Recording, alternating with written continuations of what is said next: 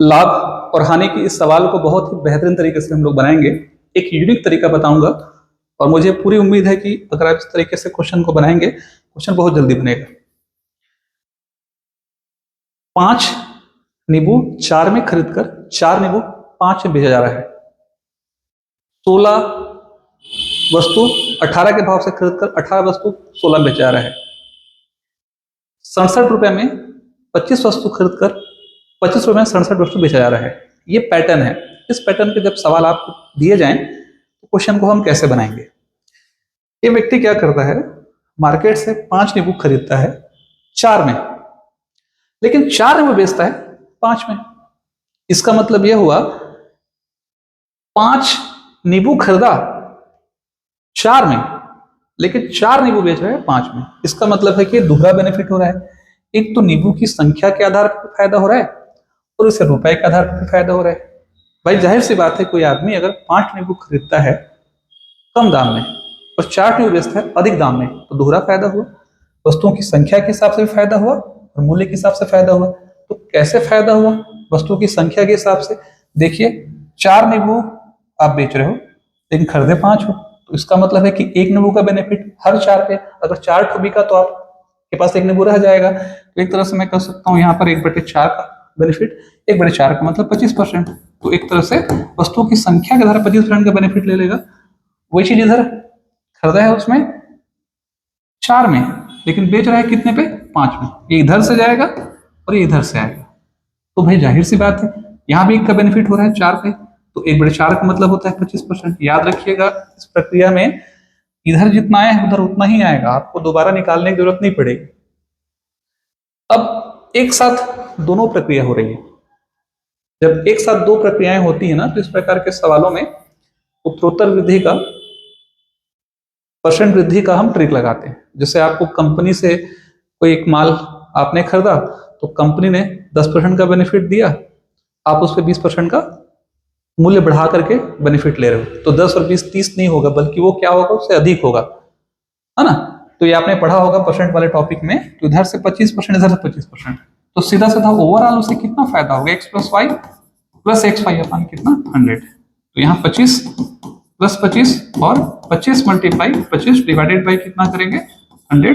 तो यहाँ हो जाएगा 50 और यहाँ हो जाएगा 625 भागित 100 और डिवाइड कर देंगे और टोटल जोड़ेंगे तो 56.25। ये सबसे बढ़िया तरीका है। आप इस मेथड का प्रयोग करके क्वेश्चन को बना सकते हैं। अगर आपको ये तरीका समझ में नहीं आ रहा है तो इसको बनाने का जो नॉर्मल तरीका है उससे भी हम बना सकते हैं। 5 नींबू आपने खरीदा कितने में? 4 रुपए में, और 4 नींबू आपने बेचा कितने रुपए में?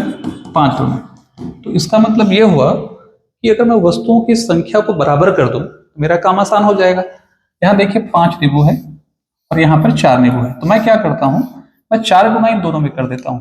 4 पंचे 20 नींबू हो जाएगा और 4 चौक 16 रुपए हो जाएगा। यहाँ पे 5 से गुना कीजिए तो 5 चौक 20 नींबू हो जाएगा और 5 बचे 25 रुपए हो जाएगा। तो इसका मतलब क्या हुआ, 16 रुपए की वस्तु को आप 25 रुपए में बेच रहे हो। तो इसका मतलब है कि पूरी प्रक्रिया में आपको क्या हो रहा है, 9 रुपए का बेनिफिट हो रहा है। 9 रुपए का बेनिफिट किस पे हो रहा है? 16 पे। तो 9 16 का कितना परसेंट है? जब सॉल्व करेंगे तो 56.25% हमारे आंसर है। अगर आपको ये तरीका पसंद नहीं आ रहा है तो एक तरीका और भी है, इस तरीके का प्रयोग भी आप कर सकते हैं क्वेश्चन को बनाने के लिए। देखिए, 5 नींबू 4 में खरीद कर 4 नींबू हम 5 में बेच रहे हैं। यानी एक प्रकार से हम कह सकते हैं, इसे आप ले लीजिए यहाँ पे, इसे ले लीजिए यहाँ पे। हमेशा कॉस्ट प्राइस लेफ्ट में रहेगा और सेलिंग प्राइस नीचे रहेगा। वस्तु की संख्या को पहले रखेंगे, मूल्य को बाद में रखेंगे। कॉस्ट पहले, सेलिंग बाद में। सिर्फ आपको क्रॉस करना है, 5 × 25 सिर्फ क्रॉस करना है, 4 चौके 16 और नीचे में याद रखिएगा 16 रहेगा इंटू 100। तो क्या हो जाएगा 9 भागित 16 गुणित 100। सॉल्व करेंगे तो अपने आप क्या हो जाएगा 56.25%। तो ये भी एक बहुत अच्छा तरीका है।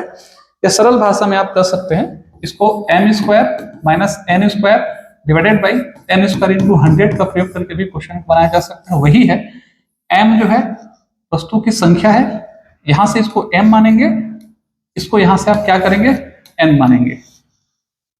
एम वस्तु एन के भाव से खरीद कर एन वस्तु एन के भाव से बेचा जाएगा। क्रय मूल्य के साथ जो वस्तु रहेगा वो एम है, और जो रुपए रहेगा क्रय मूल्य के साथ वो एन है।